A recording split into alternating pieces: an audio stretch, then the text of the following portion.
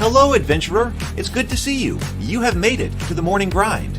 Welcome, welcome. It's the live stream at the beginning of the Geekverse, where we talk about all types of topics in geekdom, gaming, and fantasy, with an emphasis on being constructive and creating the things that we want to exist in the world. It's all on the grind, Sizemore. Can't be too fine, can't be too coarse. That's exactly right. There are a lot of adventures to be had today. Dungeons to explore and monsters to slay, and who knows what a random encounter might send our way. That's why we have to prepare, so settle in now for the morning grind with your favorite beverage in hand. Tea? Or maybe something a little stronger. I've got a few bottles of the old Wynyard left. Whatever you want. Pull up a chair. Dude. If you're feeling fancy, how about a cappuccino? Or a frappuccino? Or how about an espresso? Just tea, thank you. Sounds good to me, Gandalf. Whatever you want. I'm just glad you're here. Everyone is welcome. You can just watch if you want. You don't have to worship anything you don't want to worship. Thank you, Mike. But be forewarned. Sometimes we get really strange characters around here. Wait, what's that you say? Why can't you come and be a part of the stream? My wife would disown me. Oh no, I bet she'll be fine with it. Come on in. Am I scared for my safety? No. What are we supposed to do? Everybody do the secret handshake.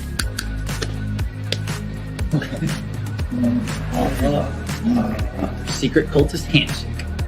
Oh, now do wizards who love each other. This, my friend, is a science. I still don't have kids, but it's fine. It's all on the grind, son. Can't be too fine, can't be too coarse. Dude, this would be a sick place to bring the band. Indeed it would be, Dave. It really would. I'm seeing more people coming in. Welcome. Glad to have you here. Oh, look, here's someone new. Is this the cultist meetup? Yes it is. Come to hang out? Please accept me. I have nothing else. Okay, we accept you. Everyone's welcome here. Brought some snacks. Well, that makes things even better. You want some coffee? I don't drink coffee. You sure? It's cultist coffee. What makes it cultist coffee? I'm a cultist and I'm drinking it. Oh. Then I'll have some. What exactly is going on here? I'm seeing more people coming in. Welcome. It's so great to have you. Oh, and look, here comes another stranger. Can we help you? Yes, fellow cultists. I could really use some food. Oh, yeah? Welcome. We have donuts. Oh, it's me. I'm glad I'm here. I'm sure you have a few questions for me, though. What's your name? Who do you work for? What god do you worship? Great questions, Rob. I'm Steve King, and I worship Nyarlathotep. No, not really. I'm just Heath, and I won't be worshiping anything this morning. But I will be your host. Welcome to the office. We're going to have a great time. I've got my coffee ready, because now it's time for the morning grind. If you could become a fish, that would be amazing. Then I could command you with my mental fish powers.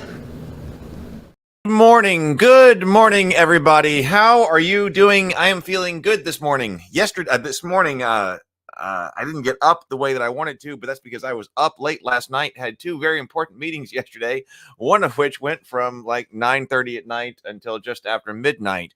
Now, who in the world would I be talking to between 9:30 at night and 12 o'clock in the morning? Why, Doug, of course. So Doug and I had a meeting last night. And then yesterday also, Brianna and I met for 2 hours. So I feel like I was working also. I did work on the Christmas story because I was getting to your point, James. I was like, well, now, wait a minute. It's time for you to work on this project. But I need to answer Brianna's comments. And so I started working on that. I'm going to finish that. I'm going to do that after this stream right here.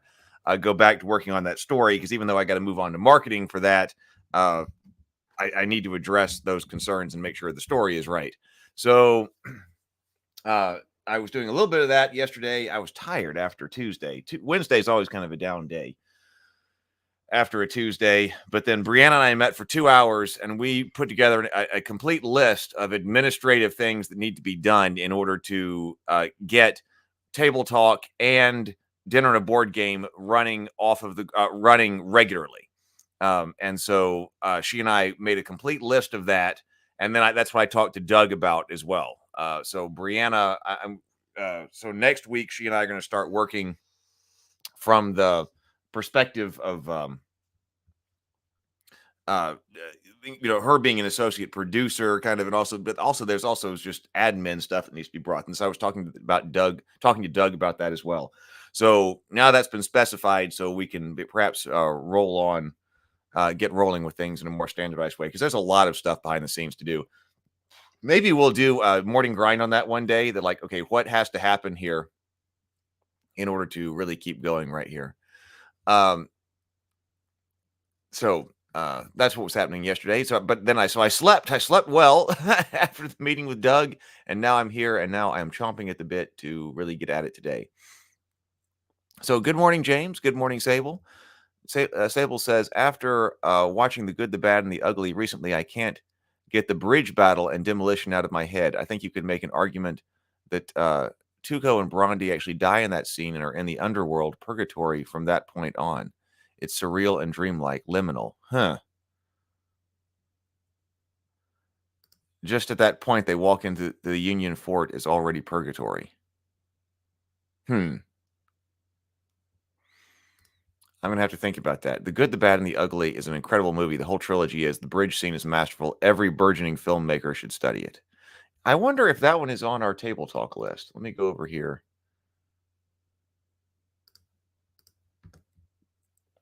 And put that under movies. The Good, the Bad, the Ugly. Okay, it is now.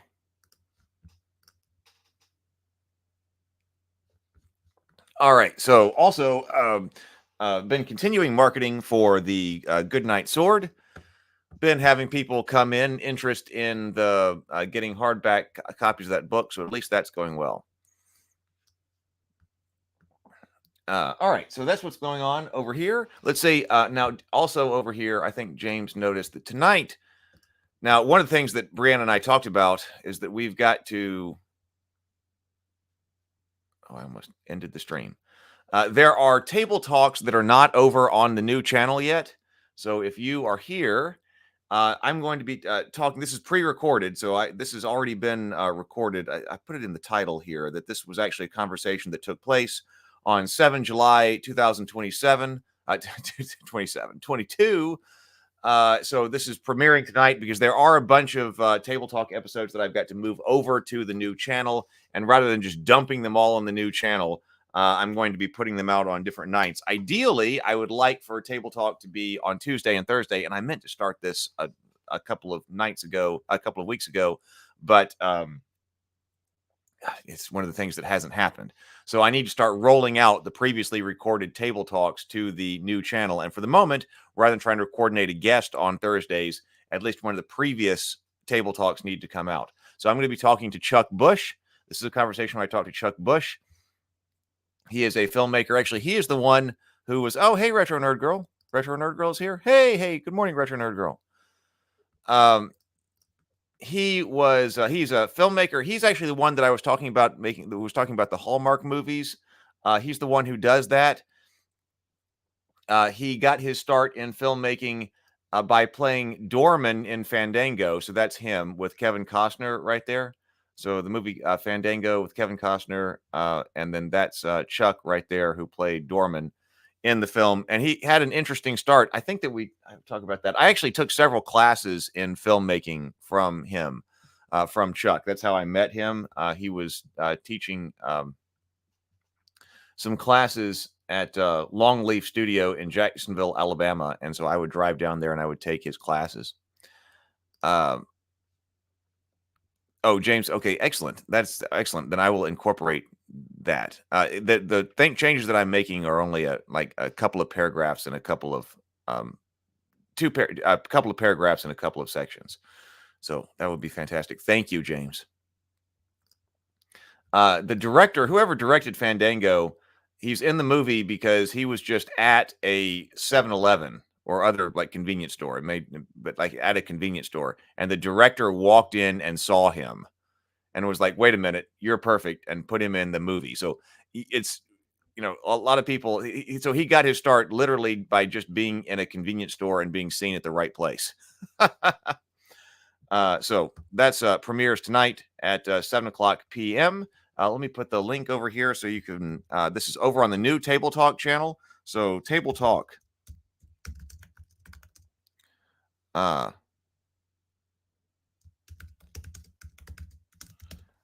Table Talk with Chuck Bush. Click that link, please, and hit the notify me, and then you'll know when this begins at 7:00 tonight. Chuck and I will be talking. That would be great.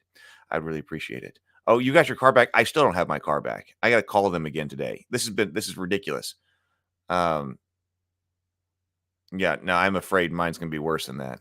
But I don't think they've even looked at it yet. So I got to call them again.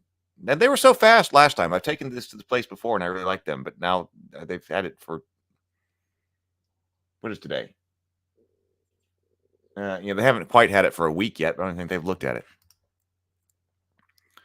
But anyway, so that's going on tonight. And then please come over here on Sunday. I'm re-releasing a Dinner and a Board Game episode. On Sunday, I'm releasing a Dinner and a Board Game episode. So please do come over to Dinner and a Board Game channel. Ideally, every Sunday, I'll be releasing a Dinner and a Board Game. Brianna and I have set a goal to do 10 dinner and a board games. And we were just talking about this. The goal is to do 10 new dinner and a board games starting December 5th. We think that's a reasonable day to start because there's a lot going on. We gave ourselves a little extra time. Like I said, there's always stuff to do. But please come over to Dinner and a Board Game, this channel. We got 929 subscribers on Dinner and a Board Game. There will be one of the earlier Dinner and a Board Games that's going to be re-released. I'm re-releasing them on this new channel as well. So that'll be on Sunday. So that's already scheduled to go out.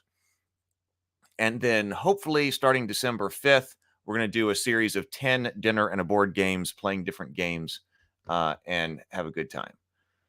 Let's see. Am I syncing the Death Star? I got things to fix. Okay. Yeah, syncing the Death Star plans. Okay. All right. So that's what's going on over here. Yeah, Small World is one of my favorite games. I kept it in my car for a long time. So yeah, Small World is already on the channel up here. I played that with Lou Anders. So Lou Anders is the special guest on Small World. And well, it's a wave game. I used to always keep it in the car because anytime you needed a game, there was like a medium weight game for people and family. Small World is a great one. So anyway, that is what's going on over there. So we had a long discussion yesterday with both Doug and Brianna about the state of Table Talk and Dinner and a Board Game. So looking forward to getting stuff done there. Let's go over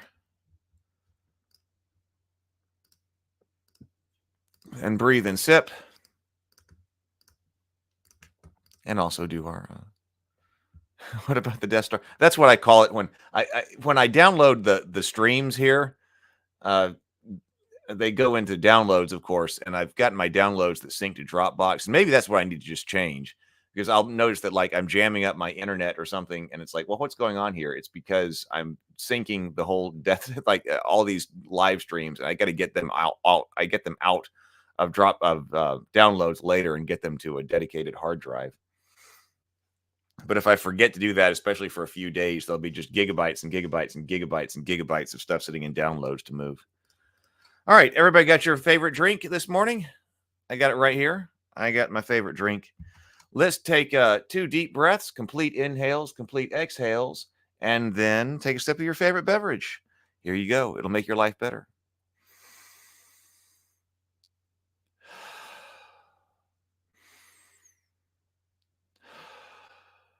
And sip.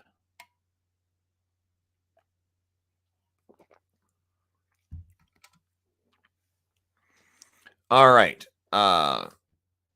Let's go to, this is The War of Art by Stephen Pressfield.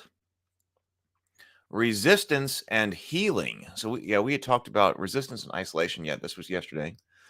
We're going to be doing looking back at the Screenwriter's Bible today. But first, we're going to take a look at resistance and healing. And resistance is everything that keeps you from being everything that you should be, especially things that prevent you from achieving or creating everything creatively you were supposed to do.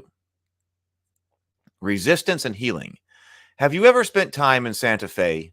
There's a subculture of healing there. The idea is that there's something therapeutic in the atmosphere, a safe place to go and get yourself together. There are other places, Santa Barbara and Oja, California, come to mind, usually populated by upper middle class people with more time and money than they know what to do with, in which a culture of healing also obtains. The concept in these environments seems to be that one needs to complete his healing before he's ready to do his work. This way of thinking, are you ahead of me, is a form of resistance. What are we trying to heal anyway? The athlete knows the day will never come when he wakes up pain-free. He has to play hurt. Remember, the part of us that we imagine needs healing is not the part we create from. That part is far deeper and stronger. The part we create from can't be touched by anything our parents did or society did. That part is unsullied, uncorrupted, soundproof, waterproof, and bulletproof. In fact, the more troubles we got, the better and richer that part becomes. The part that needs healing is our personal life. Personal life has nothing to do with work. Besides, what better way of healing than to find our center of self-sovereignty? Isn't that the whole point of healing? I washed up in New York a couple of decades ago, making $20 a night driving a cab and running away full time from doing my work. One night, alone at my $110 a month sublet. Well, gee, that sounds fantastic for New York right now, especially. One night, alone in my $110 a month sublet, I hit bottom in terms of having diverted myself into so many phony channels, so many times I couldn't rationalize it for one more evening. I dragged out my ancient Smith Corona, dreading the experience as pointless, fruitless, meaningless, not to say the most painful exercise I could think of. For 2 hours, I made myself sit there, torturing out some trash that I chucked immediately into the shit can. That was enough. I put the machine away. I went back to the kitchen. In the sink sat 10 days of dishes. For some reason, I had enough excess energy that I decided to wash them. The warm water felt pretty good. The soap and sponge were doing their thing. A pile of clean dishes began rising in the drying rack. To my amazement, I realized I was whistling. It then hit me I had turned a corner. I was okay. I would be okay from here on. This section, I remember from my first time reading this. I did my work writing, and then I went to the kitchen and I did the pile of dishes. I remember this from ever since the first time I read this, and then realized saying I was okay. Do you understand? I hadn't written anything good. It might be years before I would, if I did ever at all. It didn't matter. What counted is that I had, after years of running from it, actually sat down and done my work. Don't get me wrong. I've got nothing against true healing. We all need it, but it has nothing to do with doing our work, and it can be a colossal exercise in resistance. Resistance loves healing. Resistance knows, that the more psychic energy we expend dredging and redredging the tired, boring injustices of our personal lives, the less juice we have to do our work.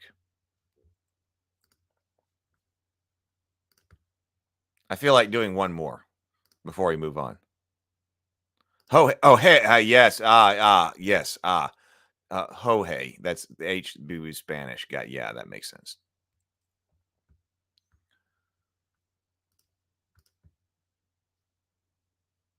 Let's do resistance and support just because I feel like it.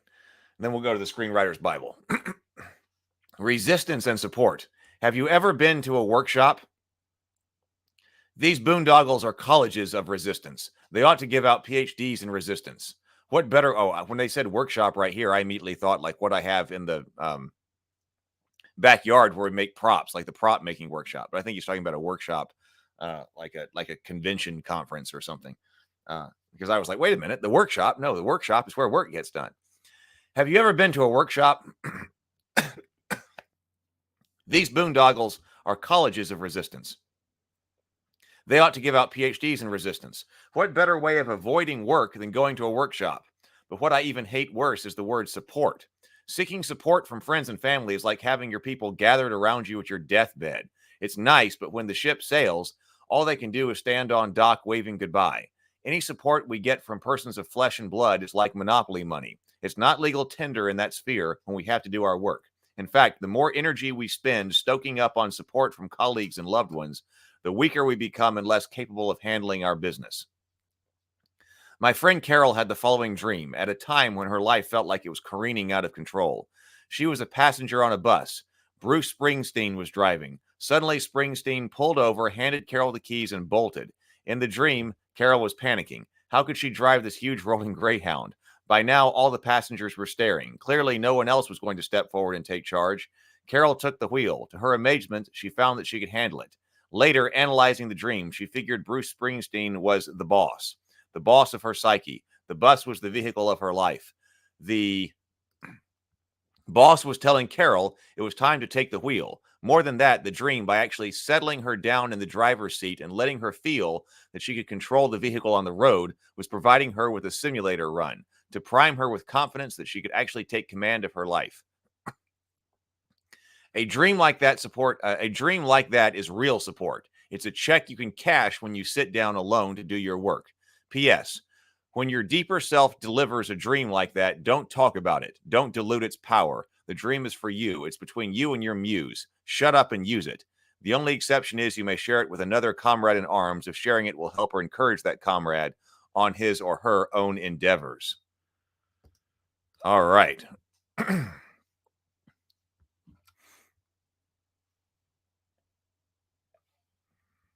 Yeah, an event. Right, yeah.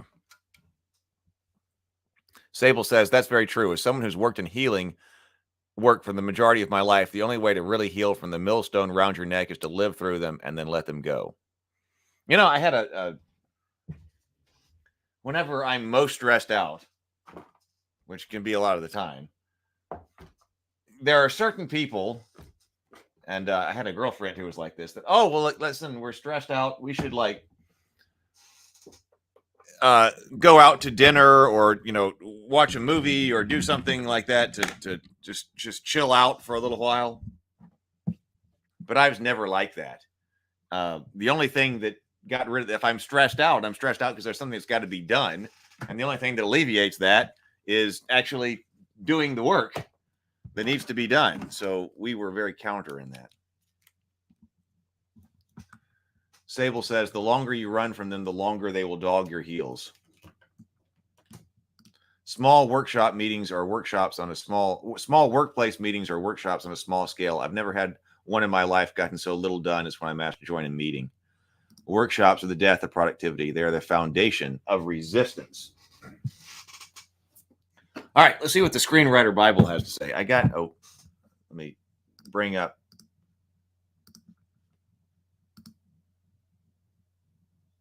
Oh, wrong button. Auxiliary camera. Go, auxiliary camera. We took a brief stop yesterday on dynamic story creation. That was really important. Oh, by the way, I did get, we'll have to take a look at this when we get back to doing some RPG stuff. I was talking to Doug about the role of RPG stuff in dinner and a board game and stuff. But I did get this yesterday. I got, so I just got in this Kickstarter, Deep Magic Volume 2 by Kobold Press. So that did come in. So if you were backing this Kickstarter campaign, and I think I backed this campaign. I don't think this is something that they sent me. I think I backed this campaign. But that one came in, so I'll have to check this out sometime.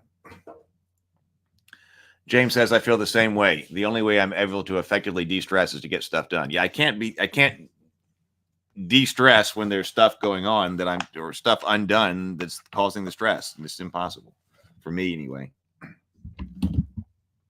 Okay, so we are on situation, conflict, and resolution, the flow of the story. Making a good first impression. This is the Screenwriter's Bible. The first thing your script should be concerned with is engaging the reader and setting forth the rules and parameters of your story. If the opening scene captures the reader's interest in some unique way, you can call it an opening hook. Otherwise, it's just an opening scene. Obviously, the opening image, the first thing we see, makes a first impression. That image plus the opening scene or sequence implies something about your story, the location, the mood, or even the theme. You will likely introduce the central character in that opening, perhaps doing what she loves most or something that helps define the situation or character. The screenplay Body Heat opens with these words: flames in the night sky. Little Miss Sunshine opens with Olive's eyes. She's watching a beauty pageant. Her eyes reflect the desire that will drive the movie. Roma opens with water cascading over tiles, with the reflection of the sky and a plane in the water. Cleo, the live-in maid and central character, scrubs the tiles. In a way, we can say she's grounded. Argo opens with an American flag burning at the embassy in Iran. Apocalypse Now opens with a jungle of flame and the surreal sound of helicopters. I gotta watch that one again. I watched it, but I remember almost nothing of it. That's a good point. Sable says, I haven't heard anything about Kobold's Tales of the Valiant lately. Presumably they're still working on it. Yeah, I'm on that mailing list, and I actually haven't heard much about it lately either. So you're right. I haven't got anything on that. It hasn't come across my my feeds recently. Superimposed over this, so Apocalypse Now opens with a jungle of flame and the surreal sound of helicopters. Superimposed over this is the face of Captain Willard, Martin Sheen, watching a ceiling fan that reminds him of helicopter rotors. He's recalling his last mission. The writer-director is setting the standards by which we'll measure the rest of the story. He is defining the context of the story. What's the context of your story? It will include the atmosphere of mood, the location, the emotional setting, and the genre. Genre in this book refers to the movie type. For example, action, adventure, western, thriller, romantic comedy, sci-fi, writer drama, family drama, zombie revisionist history, comedy, and so forth. Communicate something about the rules, parameters, nature, and culture of the special universe you have created in the first 10 pages or so. 10 pages coming up again. Where is... all I have is these blue highlighters. I guess it's because I use up all the other color highlighters.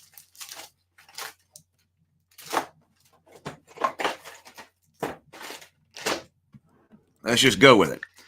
So I think that's important, especially in in all these things, I suppose, but in a fantasy story that you're communicating something about what your world is like. Communicate something about the rules, parameters, nature, and culture of the special universe you have created in the first 10 pages or so. So it's another great 10 pages. Another thing the first 10 pages have to do. You set the tone. For example, Don Corleone teaches Bonacera about friendship, loyalty, and the patron-client relationship in The Godfather's opening. Once you establish your rules, see, here you go. I like this. Once you establish your rules, then don't violate them later on. Argo is very good, very tense. I don't know if I've seen Argo.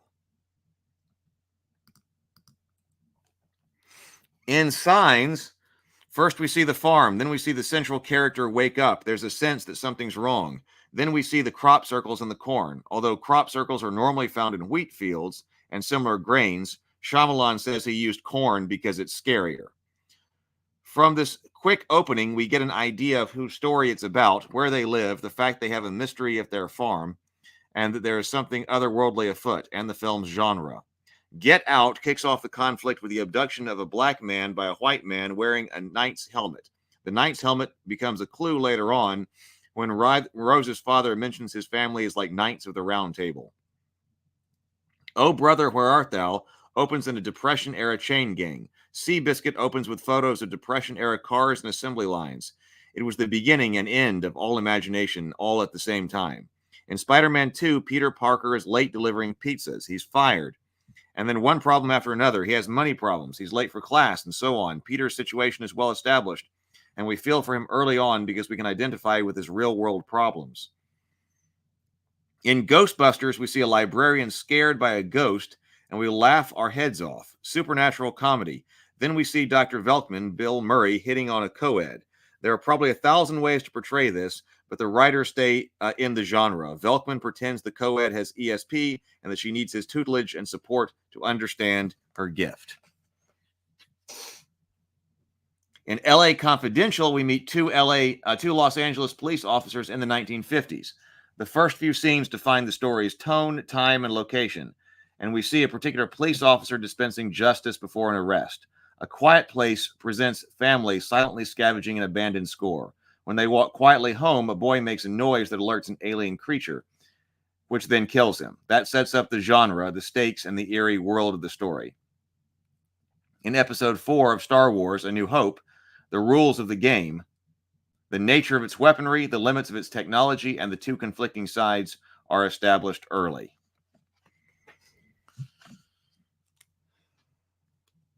Your two key characters. Early in your script, you'll want to introduce us to the central character, sometimes called the pivotal character or the hero. Often this person appears in the opening scene. Obviously, the primary opposition character must be introduced as well. This person does not have to appear as early, but could. It's your dramatic choice. So actually, this is part of what we were talking about when we were talking about how the original Star Wars movie kind of violates this, that you don't see Luke for so long. And we did an extensive discussion on this.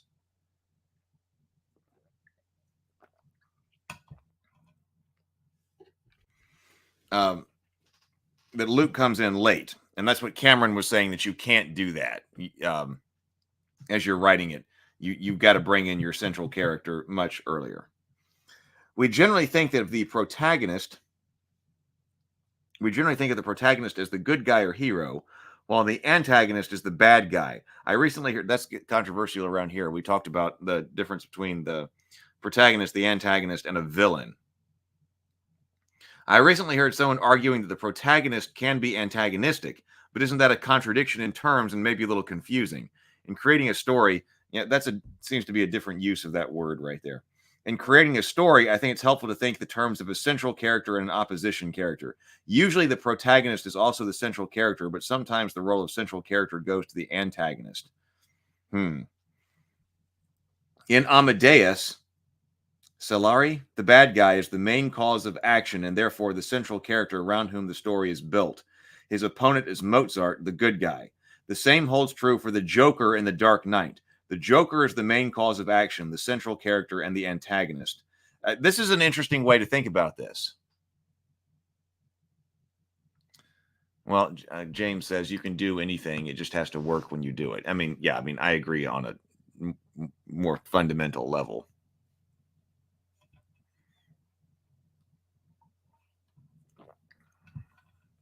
I think, but also you're also trying to think about this. I think it also depends on how many people your script has to go through.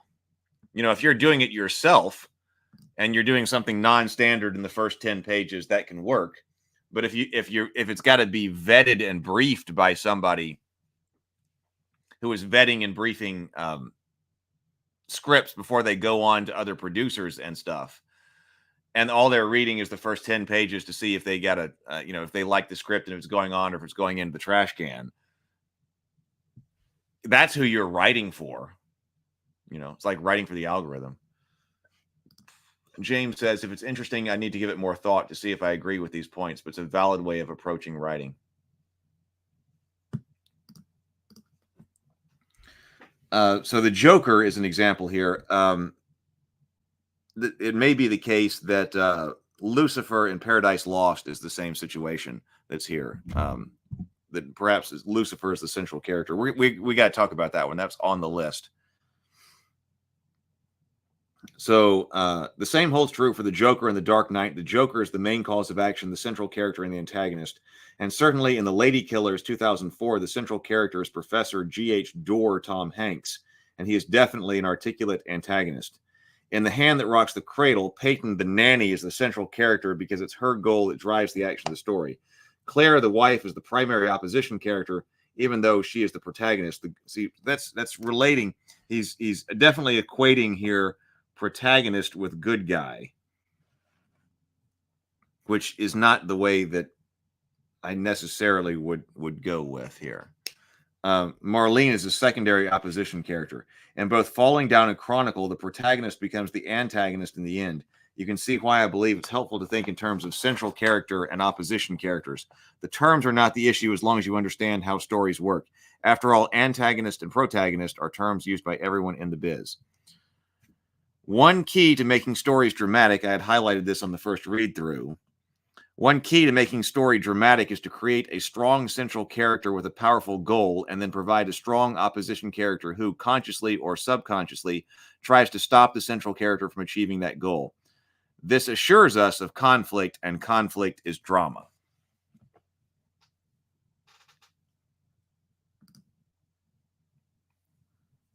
I'm not sure where this came in. Sable says, depending on if you're telling a mythic story, though, myths are much less character-based than they are archetype-based. As long as you're putting the archetypes in place, a myth should still work.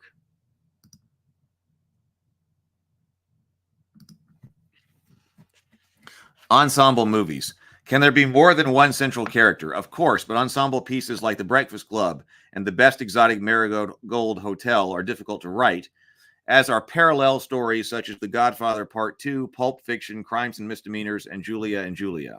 Students often present examples of dual central characters in a movie, and in most cases, students often present examples of dual central characters in a movie, and in most cases, the reality is there is just one central character. For example, Butch Cassidy is the central character and the Sundance Kid is the sidekick in Butch, which also I've got to watch. Brianna watched this one. I haven't done that. So, for example, Butch Cassidy is the central character, and the Sundance Kid is the sidekick in Butch Cassidy and the Sundance Kid. That's true for most buddy movies, including Old Bob Hope and Bing Crosby road pictures.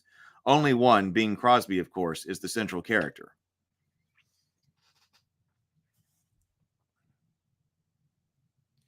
The Lord of the Rings, the books, do the same thing, actually, starting with Bilbo rather than Frodo.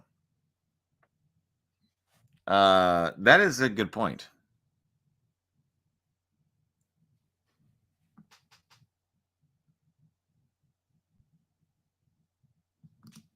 Right. So James says, yeah. So James Brand says, I used to be a script reader for a small independent film production company. I wasn't going to read past 10 if it wasn't working. There was so much to read. I had to be very choosy.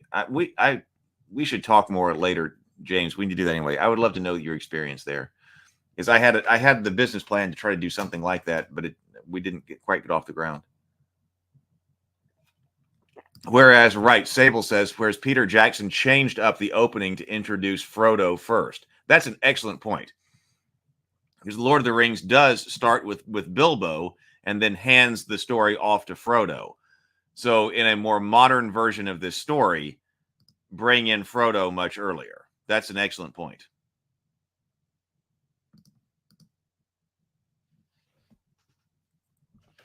In The Hurt Locker, we have 3 main characters. But the central character is Sergeant William James, who happens to enter the story later than the other 2, but who is most prominent in the end and carries the theme about addiction to war. The same goes for Hidden Figures, which features 3 complete stories, but Catherine Goble's story dominates, and she can be seen as the central character. Best Exotic Marigold Hotel is a delight to view and an excellent example of an ensemble movie. There are 3 characters that are candidates for the central character. Muriel, the hotel's problem solver in the end, played by Maggie Smith. Evelyn, the narrator, played by Judi Dench, and Sonny, the hotel owner, played by Dev Patel. In truth, this is a genuine ensemble piece with no clear central character. I see 4 reasons for the film's artistic and commercial success. This is the Best Exotic Marigold Hotel. I don't know that one. Each of the 10 characters has a goal, desire, need, or intention. The goal or intentions complicate those of the others. The characters' past histories, backstories motivate present action. And 4, the movie ends with a clear and emotionally satisfying ending. All loose ends for all 10 characters are cleaned up nice and tidily. Ensemble films are certainly a valid form, but since they are difficult to write and sell, I recommend you build a story around one central character for your first screenplay.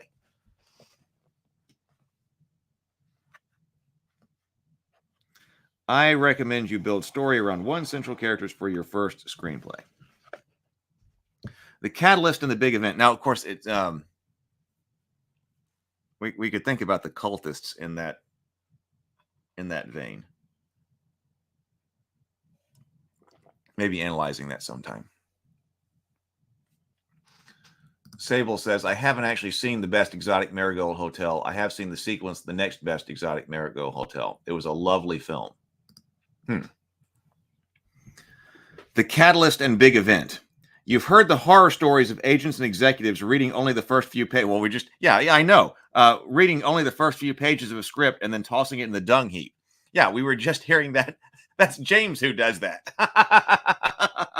Yes, so we've all heard horror stories of people just like James Bacon. That's what we were just talking about. We've all heard the horror stories of agents and executives reading only the first few pages of a script and then tossing it out on the dung heap. One way to avoid that is for something intriguing to happen in the first 10 pages. So we want to have something intriguing to happen within the first 10 pages. It pains me to be so pointed, but I do so for your own good. Script readers need to know right from the get-go what kind of story they're reading, who to root for, and where the conflict might be headed, which is something that, like, Ahsoka was not doing, right?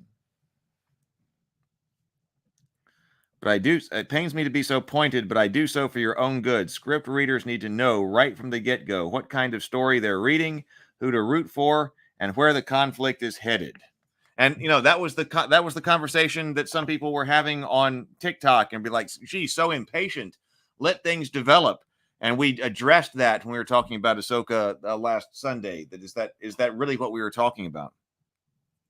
Retro Nerd Girl and Doug and I did.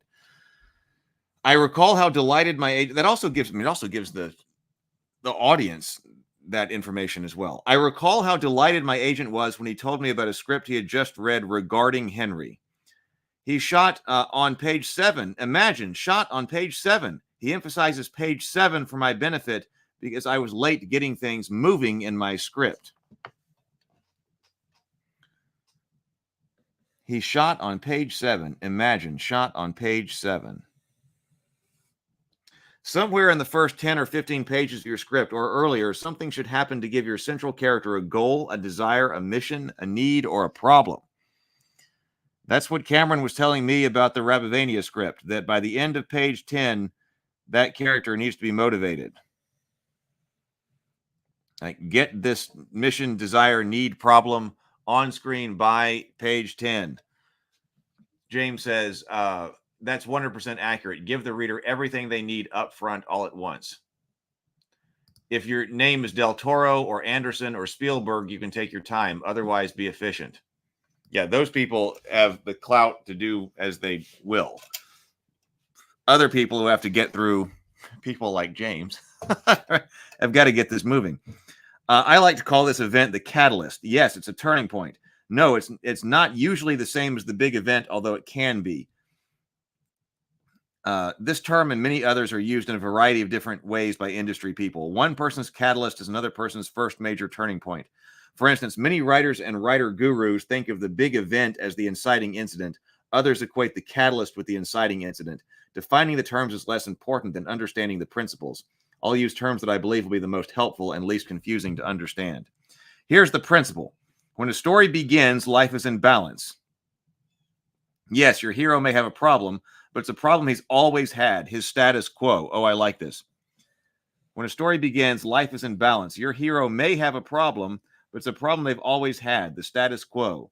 Then the catalyst kicks things out of balance and gives the central character a new problem, need, goal, desire, or mission. The central character spends the rest of the movie trying to get things back into balance. For Mark Zuckerberg in The Social Network, life is in balance. Yes, he'd have to get into the final club, but that's an issue he's had before the movie began. Then on page 8, his girlfriend dumps him. That's the catalyst. The big event is his creation to the precursor. The big event is his creation of the precursor to Facebook. That's what changes his life in a bigger way. In this case, the catalyst motivates or leads naturally to the big event. In Witness, an Amish boy witnesses a murder. It feels like the big event, but it can't be because it doesn't happen to the central character. Detective John Book, Harrison Ford, rather is it doesn't happen to the central character, Detective John Book. Rather, it's the catalyst. It creates a problem or desire for detective book. Now he wants to solve the murder. Now the movie's moving. In other words, the catalyst begins the movement of the story, but the big event and witness occurs later.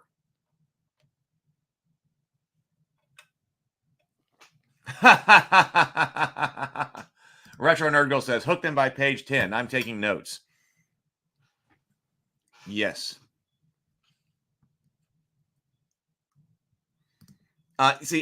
Sable says, I'm curious about what this book may say about text on screen openings for historical films like Black Hawk Down. I don't think that's a problem, because I don't think this would have a problem with that. Because Star Wars is also a text on film opening. I mean, Star Wars, remember that Star Wars, the opening, the first Star Wars movie, well, I guess all of them, the classic Star Wars movies start with the opening crawl. So Star Wars is also an opening text on film, text on screen opening. What I've noticed, what I'm calling the prologue now, is that you get that typically those are about 2 minutes long. Any type of prologues need to be 2 minutes long. Some movies go to 3 minutes, because I've tracked that a lot now. So Black Hawk Down, what I would call its prologue, is 3 minutes long. Moana, I believe, was Moana's prologue was like 2 minutes and 45 seconds, I think.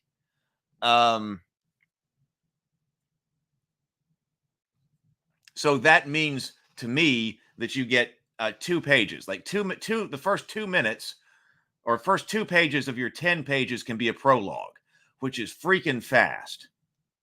I mean, maybe 3, but needs to be 2. And then that gets you 8 minutes or 8 pages to introduce your main character and get this crisis going. That's how I had been writing, trying to get the Rabavania script. Like this, what he's talking about right here.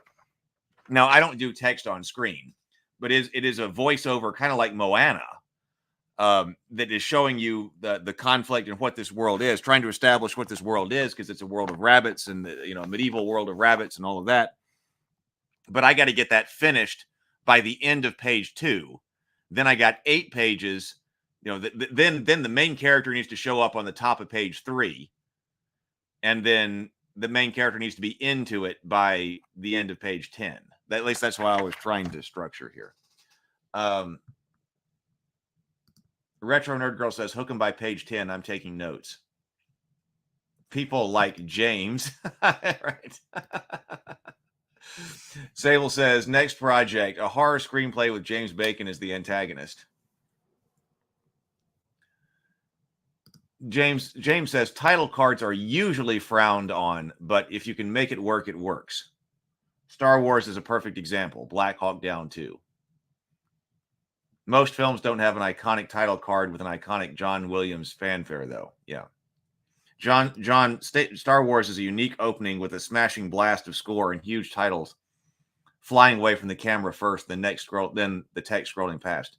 Most text openings just fade in or slide across. Yeah, excellent point. Excellent point. Most of the information of film should be visual, not expository.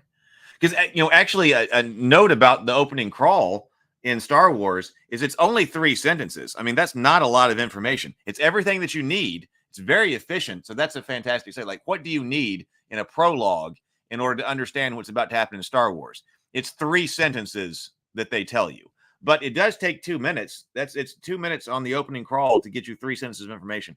You could have done that faster if you did it in a different way. Then it wouldn't have been as iconic. But it's only 3 sentences of information, and they take 2 minutes in order to communicate that to you. So we're just talking about this. Okay, so the little boy, this is in Witness, which I don't know. The little boy peers through the trophy case at the police officer and spots a picture of the killer. Book realizes the murderer is on the police force. He goes to the chief and reports this. The chief asks, have you told anyone else? Book says, I haven't told anyone. When Book goes home, he's shot. He knows they'll attempt to kill the boy next. So he rushes the boy and the mother together. Together they escape to Act 2 into the world of the Amish. Did you see that the big event is bigger than the catalyst? So the big event then is the getting shot at then. Moss's theft of the money in No Country for Old Men is the catalyst of that story. The event that changes his life, however, is when he turns to the scene to bring water to a dying man, the only humane act in the movie. He is now pursued until he is finally killed. In My Big Fat Greek Wedding, Ian Miller enters Tula's restaurant. That's the catalyst. She decides the only way to land a hunk like Ian is to get away from her family and improve herself. The big event is when Ian walks into the travel agency where she works. In Toy Story, was Toy Story witnesses a great movie?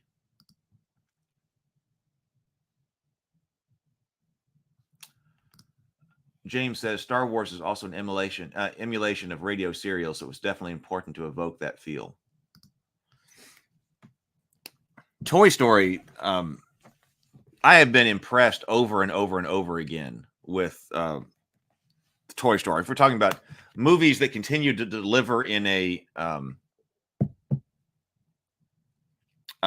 franchise and your sequels and stuff, well, Toy Story, they continued to bring it time and time and time again. That's another good one. Big Fat Greek Wedding. That's where I learned the mystical properties of Windex. I have not seen that one. I hear about that one all the time, but I've never seen it. In Toy Story, the arrival of Buzz Lightyear is the catalyst, creates a lot of buzz in the story community, in the toy community. And now Woody has something of a problem to solve. But it's not until Buzz tumbles headlong out the window, the big event, that Woody's life really changes. Pretty Woman, Viv, Julia Roberts, and Pretty Rich Edward, Richard Gere, meet, the catalyst. He pays her to stay with him at the hotel, the big event. Jerry Maguire sees his client at the hospital, then writes on a mission statement, the catalyst. He's fired, the big event. One event leads to another. Independence Day, the aliens arrive, the catalyst. They attack and blow up the White House, the big event. Thelma and Louise, they leave town to go fishing, the catalyst. Louise shoots Thelma's attacker, the big event. You may ask, can the catalyst also be the big event? Sure. Ghost and Regarding Henry are two examples, as is Juno, the pregnancy. Keep in mind that I'm presenting guidelines in this book, not hard and fast rules.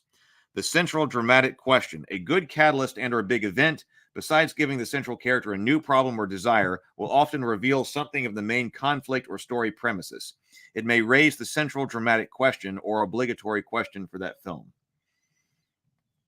Central dramatic question. Okay. This is also important because I think we talked about this, that the stories we talk about most are ones that are dealing with really wrestling with something.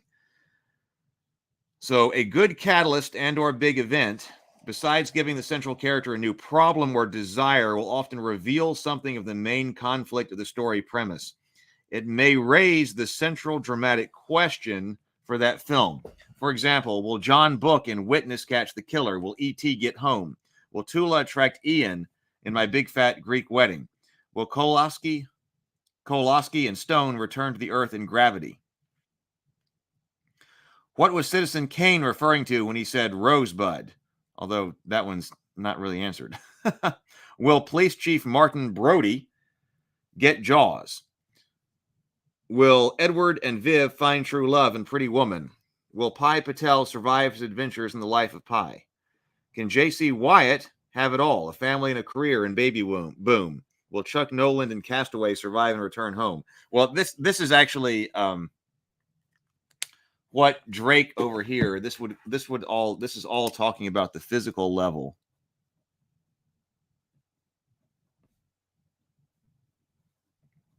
Drake would then also say there's a invisible level that's asking a question that's not just about the physical elements, but about something deeper. Oh, wait, well, yes. Okay. Yes. You're right. It was the sled. Yes. You look at the sled and it's his sled. Yes.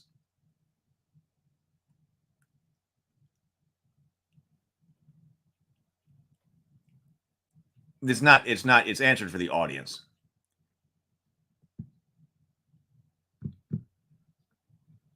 Pixar films in general deliver as long as they were made when Lasseter was there. It's hard to find a studio that can consistently deliver such excellence outside of Jobs' Lasseter vision of Pixar. Now, of course, Pixar is just Disney, and they can't make a good film to save their lives.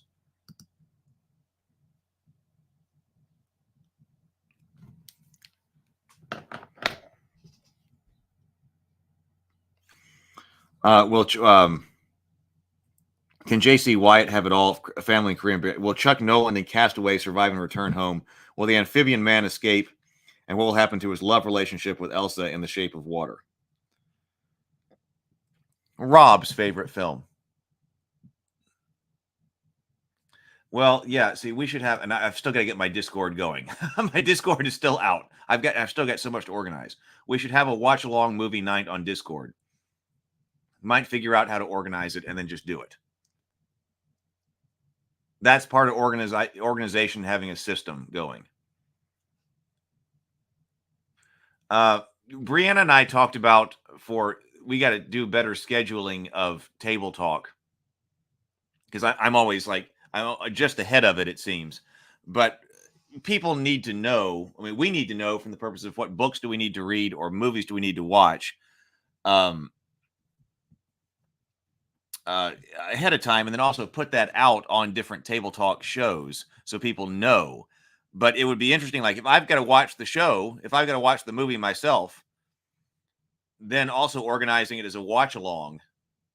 If you haven't seen that one or want to watch it again before we do it, I'll do it together on a certain time. Oftentimes, I mean, that requires coordination, because oftentimes I'm watching it just before, or if I'm trying to watch, sometimes I'll watch a movie 3 times for table talk. If there's the ordinary, the director's cut, and then commentary or something. But yes, we could totally do that. It just requires coordination. Often a situation in a film can create a relatively minor obligatory question. The shallow grandmother in Gran Torino wonders who will inherit the Gran Torino when Walt dies. That's the obligatory question. The answer comes at the end. Tao gets it. Foreshadowing. Because Act 1, how are we doing here on time? Foreshadowing. Where are we in this? I might not have gone any further than this yet. Foreshadowing. Because Act 1, and this is important for our NaNoWriMo writing. Preparing everything for NaNoWriMo. Foreshadowing. Because Act 1 is primarily devoted to setting up the story situation, foreshadowing becomes a vital tool. Fairly early in Avatar, we see a creature called the Hammerhead Titano there, or angst in the Na'vi language. We soon forget about it until it's skillfully used at the end of the movie to defeat the really bad military guy, Colonel Quaritch. The Tetherball Court. I was talking to Brianna about exactly this kind of thing in The Dark Goddess when I was reading her Dark Goddess script. I think it needed more of this. The Tetherball Court is established in the first act of Napoleon Dynamite. Napoleon asks Summer Wheatley, "Want to play me?" She rejects him. The playoff is the final scene when Napoleon asks Deb, "Want to play me?" And she does. The new response is a measure of how things have changed for Napoleon. You can get away with almost anything that you set up or foreshadow it early in your. You can get away with almost anything if you set it up or foreshadow it early in your story. Much of screenwriting is setting things up for a later payoff. You can get away with almost anything if you set it up, foreshadow it early in your story. Much of screenwriting is setting up things for later payoff. In most James Bond movies, Q gives James the gadgets he'll use later in the movies. They can be pretty ridiculous, but as long as they're established early, we accept them. However, if at the end of the movie, James saves himself with a gadget that was not given to him, perhaps a tiny missile that carried a 100-ton nuclear warhead, we'd say, where did that come from? And we'd feel ripped off. This is so important. This is, don't I have something else to mark up this book with? This is so important.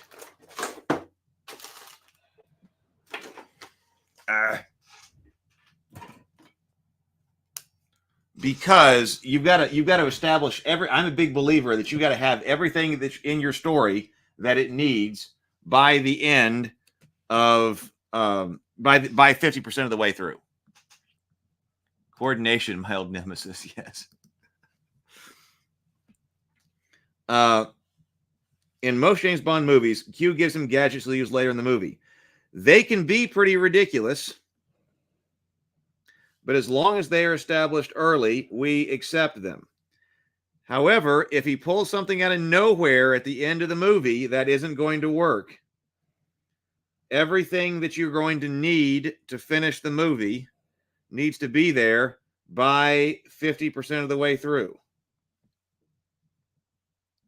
And we would feel ripped off. Right. We've got to know the payoff for skillful foreshadowing is that it sacrifices an audience need for completion and leads your satisfies it. The payoff for skillful foreshadowing is that it satisfies an audience's need for completion and lends your story a sense of unity. James says that's extremely true. It's the companion to Chekhov's gun. Don't show the gun if you aren't going to use it, and don't suddenly deviate by using something that you never showed. Yes, that's a great point. It is the reverse or the corollary, the companion to Chekhov's gun.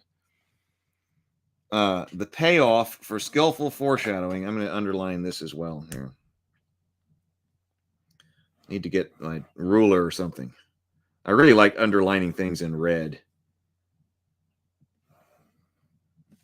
And lends your story a sense of unity.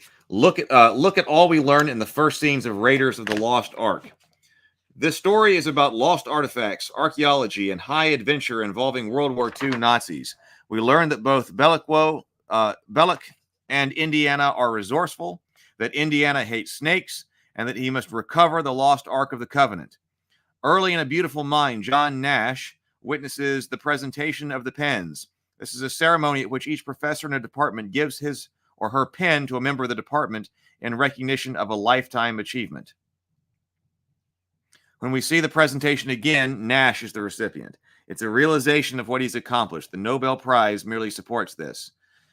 In Green Book, Pittsburgh MC states that Dr. Shirley has performed in the White House twice in the last 14 months. That foreshadows the difficult moment later when Dr. Shirley calls the Attorney General Bob Kennedy to get out of jail. The call is only believable because it was set up early in the script. High Noon is a wonderful example of foreshadowing. The audience is made aware of how terrible things might be at high noon. This foreshadowing helps motivate conflicts between Marshal Will Kane, Gary Cooper, and his wife with certain townfolk. Early in a scene in Ghost, Sam Wheat, Patrick Swayze, watches an airline disaster on the news and comments about how quickly life can end. Later, he confides in Molly, Demi Moore, that he's afraid. Every time something good happens in his life, something bad happens. This is foreshadowing of his imminent death. There's also a suspenseful moment when a statue of an angel is moved into the apartment. Can you guess what this foreshadows? Here's a partial list of foreshadowing elements in Titanic. Most are introduced early in the story. The sunken ship, rooms, fireplace, safe, Rose's comb, the nude drawing, the automobile where they later make love, how the Titanic would sink, the heart of the ocean necklace, how freezing the water is. Jack points this out in the suicide scene. Spitting lessons pay off later when Rose hawks up one for her fiancé. The number of lifeboats, the gun, Jack, you jump, I jump, Jack, you die warm in your bed. This foreshadowing comes late. The whistle. This is introduced appropriately late and the payoff is powerful. A more sophisticated use of foreshadowing can be found in Slumdog Millionaire. Early in this tale, two brothers, young Jamal, is willing to jump into a pool of excrement to get what he wants. The autograph of a movie star of Amitabh Bachchan. This is really a microcosm of the entire story. Jamal is willing to go through crap for his love, Lakita. But there is more. Just as his brother, Salman, steals Jamal's autograph of Amitabh, he later steals Lakita. But Salam has a good side. He saves his brother from the blindness of slavery. In the end, he saves Lakita from slavery. This action might seem right because of the artful. This action seems right because of the artful foreshadowing. Early in Slumdog Millionaire script, a teacher asked the boys who the third musketeer is in the novel The Three Musketeers. Jamal doesn't know. Later, after they are orphaned, they see little Lakita standing out in the rain. Jamal tells his brother she could be the third musketeer. At the end of the screenplay, Jamal is asked by Prem, the game show host, who is the third musketeer. Jamal is allowed to place a call to his brother, but it's Lakita who picks up the cell phone. Well, she is the third musketeer. This kind of inventive foreshadowing creates a sense of unity in the story, even when the audience may not be consciously aware of the foreshadowing and payoff. It also becomes a tool of economy, providing more than one use for an object, story element, character, or line of dialogue. A word of caution on the first act as a whole. Don't provide too much background information or exposition at once. Only to give the audience what they need to understand the story and its special world without confusing them. We'll discuss exposition at length in the dialogue chapter. So, a word of caution on the first act taken as a whole. Don't provide too much background information or exposition at once. Only give the audience what they need to understand the story and its special world without confusing them. We'll discuss exposition at length in a dialogue chapter.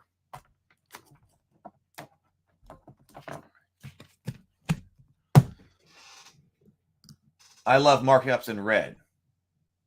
You know that, though. It's just visible. Yeah, my red pen busted. In fact, I just need to order some more red pens. Retro says, yes, set up your action elements early and pay it off later to defeat the challenge. Love that foreshadowing. I was working in a music movie store when Slumdog Millionaire won its Oscars. Never saw it. I should fix that. I haven't seen it either. All right. Well, I got things to do. I need to actually sit and figure out that chapter that needs to go into the Christmas story and then continue with the marketing for it. Need to see how the marketing for the Goodnight Sword story is going and attack. So we got the premiere tonight of the Chuck Bush Table Talk on the Table Talk channel tonight. That he built Jerusalem. He built Jerusalem in a historic Jerusalem for a period film in a gymnasium. So, all right. So it's fun. So I will talk with you guys later. See you later. Go forth, be productive, be creative, and grind on.